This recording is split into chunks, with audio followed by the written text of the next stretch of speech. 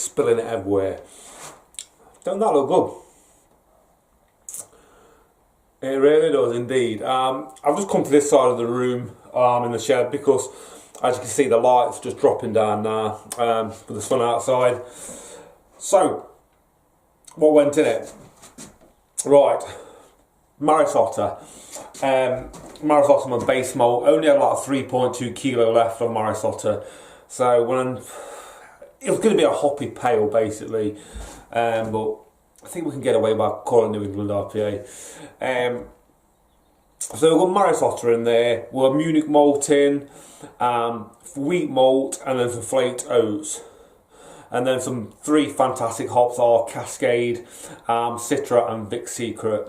The Cascade just went in last 10 minutes, 15 grams I put in, just to bump the IBUs up very slightly, and then regarding the last 5 minutes and flame out, it was just a mixture of Vic Secret and Citra. And then it went on to a big hop stand at 80 degrees with the rest of Vic Secret and Citra, but all in all 210 grams of hops. Fermented out with London fog ale yeast. Big thanks to my mate Matt who looked after me by sorting me out of that yeast. It needed using up. I've had it in the fridge a long time. So this is what this brew day was all about basically. And then after it fermented out, gave it a good 10 days, I racked it onto 2 tins of mango puree in secondary. Now I thought to myself, I'm doing, is this wise thing to do or what, being a puree? But because you know, once that stuff's open, you've got to be using it up, haven't you, within, I don't know, 4 days, something daft like that. And if I've got like 40 pints, it's yeah. So anyway, let it sit in there for another 3 or 4 days. Transferred it into my keg, and all the puree, you know, the bits of pulp and stuff, basically stuck to the conical bottom in the brew bucket.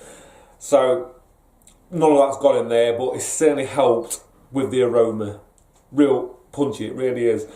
If I'm honest, I think the colour of this New England IPA, it just looks like the mango puree out of the tin, it really does.